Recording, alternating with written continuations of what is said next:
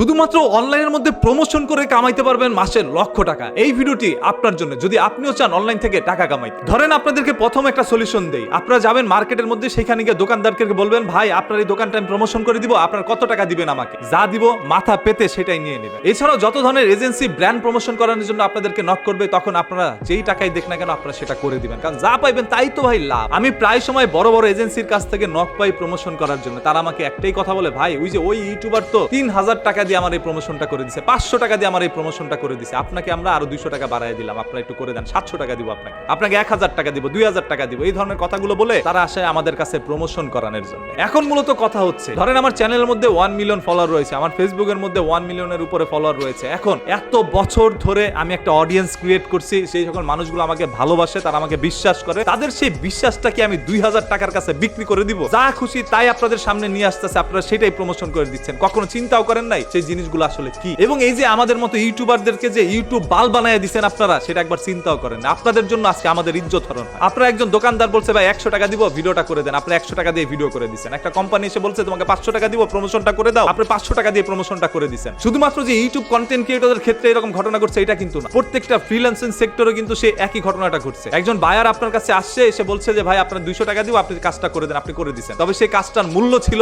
500 টাকা বা 1000 টাকা, আপনি কম দামে সেই কাজটা করে দিলেন। এই জন্য ন্যায্য প্রাপ্য যারা, তারা কিন্তু সেই ন্যায্য প্রাপ্যটা পাচ্ছে না। এটার প্রধান কারণ হচ্ছে আপনাদের মতো কিছু সংখ্যক মানুষ। প্রয়োজনে আমি কোনোদিন জুতা হাতে নিচে দেখছেন, এই যে সাধারণ জনগণ জুতা হাতে নিচে আপনাদেরকে জুতার বাড়ি দেওয়ার জন্য, যারা এই ধরনের কাজগুলো করছে। আপনাদের সবার কাছে একটা বিনীত রিকোয়েস্ট, ভাই আপনারা সবাই এই ধরনের সস্তায় কাজ করা বন্ধ করুন। আপনার যেটা ন্যায্য প্রাপ্য সেটা করবেন। আপনার ধারা এজেন্সি কিন্তু ঠিকই তার ইনকাম প্রফিট করে নিচ্ছে, তাহলে আপনি কেন সস্তায় বিক্রি হচ্ছে? নিজের ব্যক্তিত্ব ধরে রাখুন, নিজের আত্মসম্মান বোধটাকে ধরে রাখুন। এবং এই মানে এই না আমি কোনো শপকিপার বা কোনো এজেন্সিকে বদনাম দিচ্ছি। তারা ঠিকই আছে, ঠিক নাই আমরা আমাদের জায়গা থেকে প্রাপ্যটা হাসিল করে নিতে হবে। আপনি আপনার প্রাপ্যটা চাইবেন। আপনি এইভাবে পিছন ভাড়া দিয়ে তারপর মনে করেন টাকা নিয়ে আসেন নাই, ভাই পিছন দেখা এত টাকা আনেন নাই, কাজ করে টাকা আনছেন, সো প্রাপ্যটাই আনবেন। বাই দ্য ওয়ে, অনলাইনে স্পন্সরশিপ করে অনেক টাকা কামানো যায়, এটা সত্য, তবে যদি আপনার ব্যক্তিত্ব আপনি ধরে রাখেন। আর এছাড়া সস্তায় ওই 100 টাকা দিয়ে এই যে এইভাবে পিছন পেতে আপনার টাকা আনতে হবে, ভাই একদিন এই পিছন ভাড়া দিয়ে আপনার খেতে হবে।